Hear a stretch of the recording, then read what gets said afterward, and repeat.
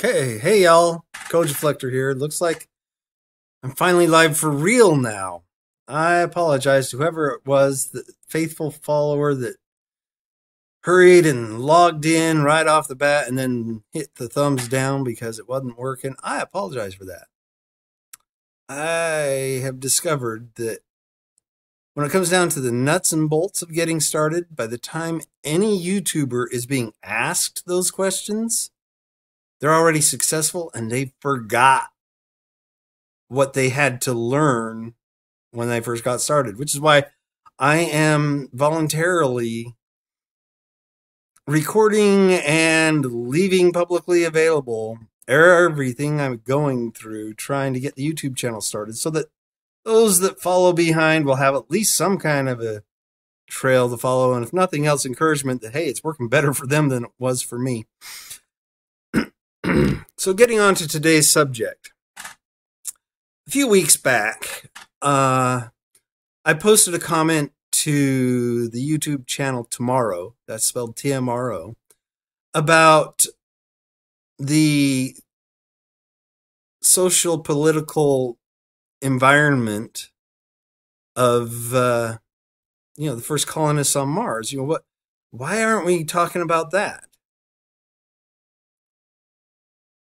And then based on the response, both in the chat and in their roundtable discussion the next week, I discovered why.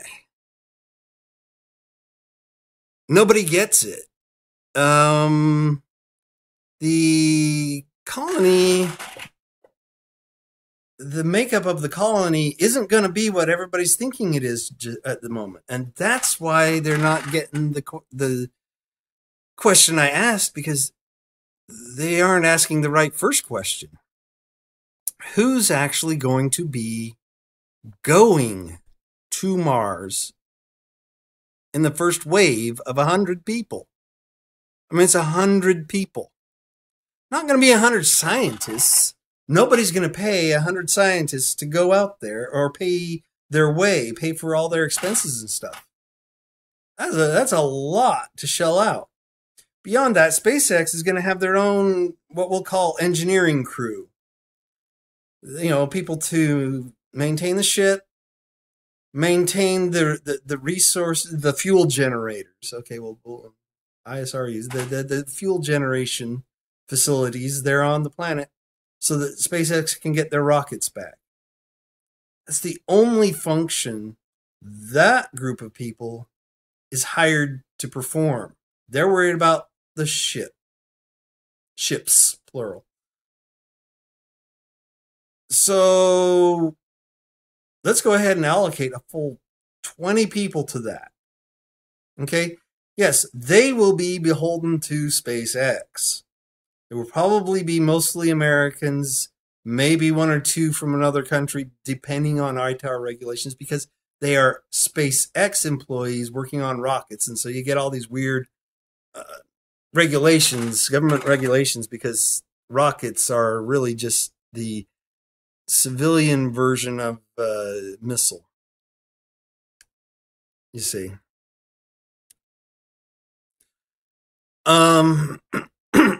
So now,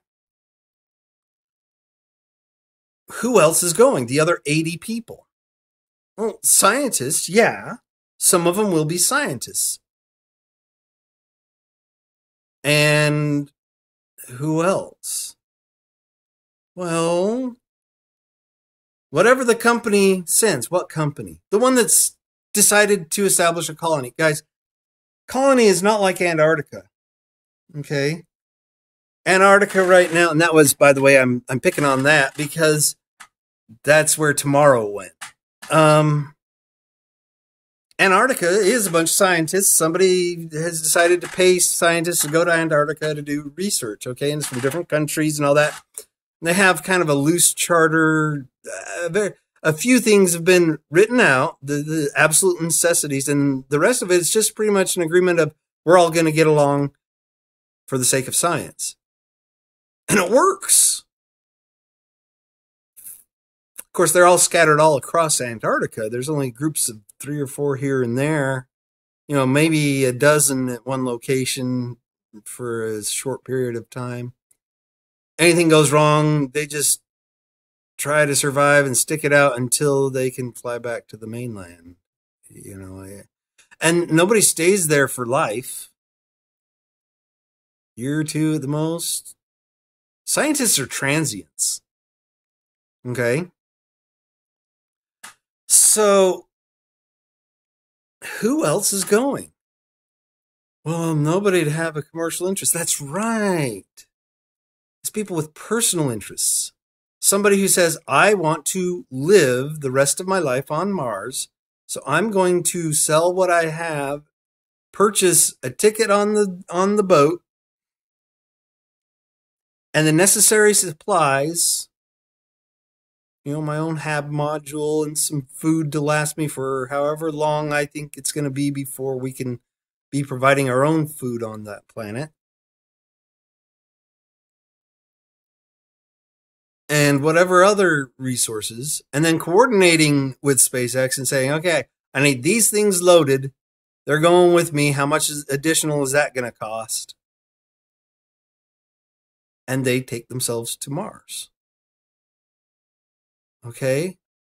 So now let's look at that ship's manifest. We still got 80 slots.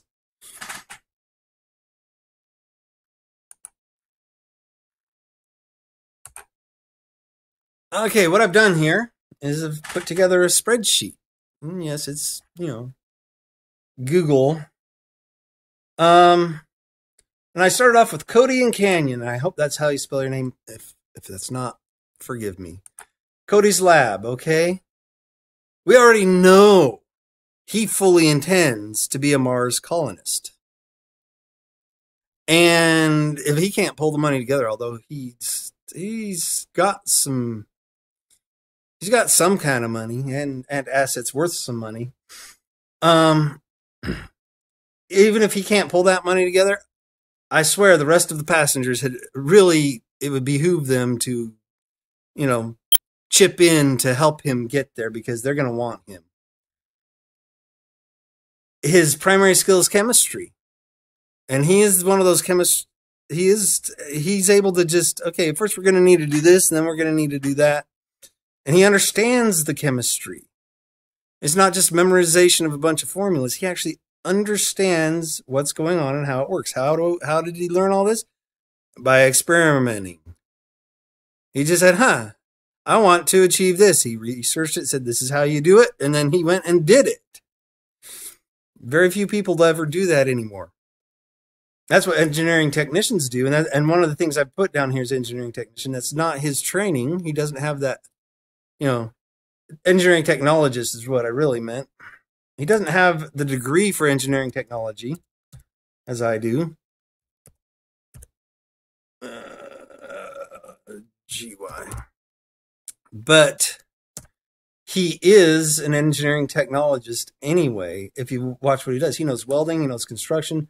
He also knows how to engineer something. He knows how to design something, put it together, and then build it from whatever resources are on hand. He is the kind of guy you want to have at least one of them on the team. Okay. Canyon, I guarantee she's got skills, but I don't know what her skills are, but she's going with him. How do I know? Because she is with him. That's his girlfriend. They are going together wherever they go. Okay? So she's gonna be there. And as you see, we're taking Cody for his chemistry. Okay, but he's got these other skills. These are real humans. It's not like some video game where we need to hire a this, or I need to recruit a that. Okay, I've got 4 of those, and we need 3 of these others. No, all humans are going here, and every human has multiple skills and talents and abilities. So as we move on the manifest, we can think about that, and we'll be able to condense some things, except that, unlike Cody, who can be a jack of all trades, and probably ought to be utilized that way, the geologists that are going are going to need to spend most of their time doing geology. The rest of their time living. Okay. Chemists, same thing, you know? And so that primary skill, it really is the whole thing we're utilizing for. They might have a few secondary skills and stuff, but they're not going to be able to perform the primary functions in these skills because they have to focus on these things to earn their keep, to justify their presence. The rest of the people, besides scientists, and I just listed a couple of scientists here, you know, granted, but the people that aren't transient, remember, scientists are transient. They are going to have to carry on the load of everything else. So I put farmer next. I don't know who that farmer is going to be. Farmer Bob or Farmer Jill. I don't know. Age range, could be anything from 20 to 60. I mean, y'all, how many farmers do you know? I know a few, not a lot, but I mean, it could be any age range, really. It could even be older than 60. Chances are Mr. or Mrs. Farmer's got a spouse. They are also a farmer, most likely, although not necessarily. They may be something else, you know? So we don't know what their primary skill is, but they're going with the farmer. Farmer's not going to live the rest of his life away from his family or her family, right? They're going along with the spouse. Okay, the spouse is going along with the farmer. And oh yeah, if they're in the middle of that age range, they got kids. I listed one farmer child here, but they probably got 3 or 4. Farmers tend to have lots of kids. They don't have these weird, crazy notions of 2 or 3 kids is a big family. No, that's a dumb idea anyway. But that's a different video. They've got kids, ages 0 to 18. So automatically you're going to need pediatricians. You know, in the medical staff, everyone assumed there'd be some medical staff, a surgeon and a general practitioner. That should cover it. Maybe an OBGYN. Yeah. No, we need a pediatrician or 2. Because they're going to be kids. Well, the GP can handle that. There's a reason we got pediatricians down here. Okay? Because you can't handle a child the way you handle an adult. It's different. And those OBGYNs need to be focusing on the OB side as much as the GYN side, because they're going to be babies born on Mars, because people are going to be living their whole life there.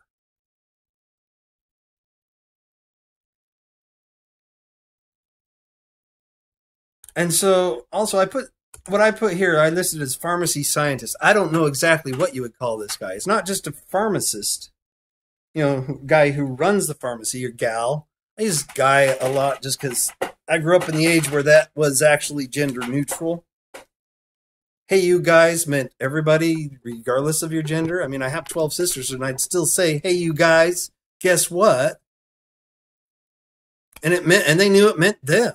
It wasn't a gender thing. Anyway, pharmacy scientists. It is my term for the person who knows how to make pharmaceuticals. A chemist who's specialized in pharmacology. Is that a pharmacologist? I don't know. Pharmacy scientist. I'm listing that. But see, that's a permanent settlement. You know, that's not one of these transient scientists who's researching.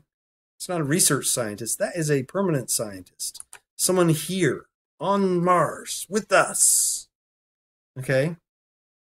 You're starting to get the picture here. We're going to need all kinds of things on this journey, all kinds of people. We're going to need teachers. I mean, if we got kids growing up, they got to learn how to read and write and do arithmetic, right? They also have to learn how to get along with others and how to be creative and so forth. So we're going to need a teacher or two. These people are also going to bring their religions with them. And over there in Antarctica, if they're religious in one way or another, they're pretty much on their own, kind of like on the International Space Station. But they're also not there for life. And you think, well, you can't send kids on the first wave. Well, now, hold on a minute. When the colonists went to colonize America, they sent kids in the first waves. Yeah, but when they got there, they could at least breathe the atmosphere. Okay, we have technology now. And they're not going to die of cholera on the way over. You see, the chances of living through the colonization process was just as low then as it is now. And they took kids. They took families because they intended to live there for the rest of their life.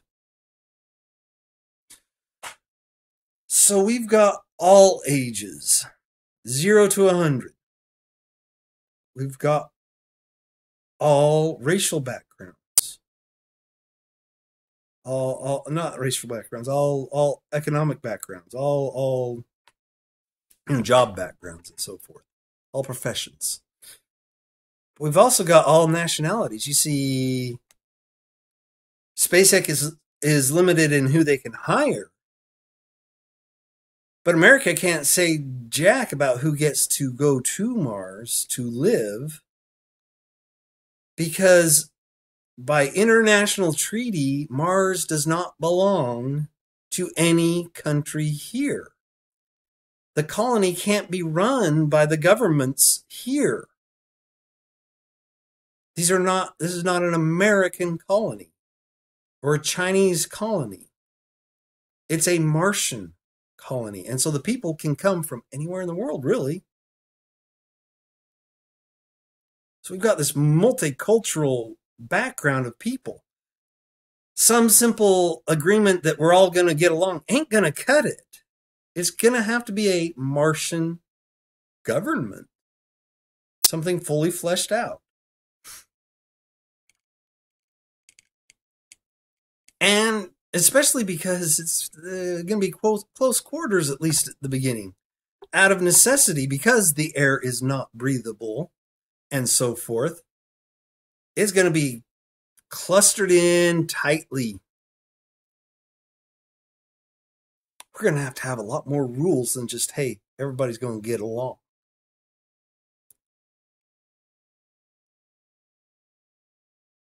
Everything from scientists to rednecks. And everybody, all the rest of us in between. There is no real between, because that's not really a spectrum. That's just two different people. Yeah, we're all going to be there. And that's the discussion we need to have. Okay? These individuals aren't beholden to any company back here unless they got hired by McDonald's to open the first McDonald's franchise on Mars. Okay? That doesn't mean that the other guy who's representing Joe's Plumbing has to answer to McDonald's.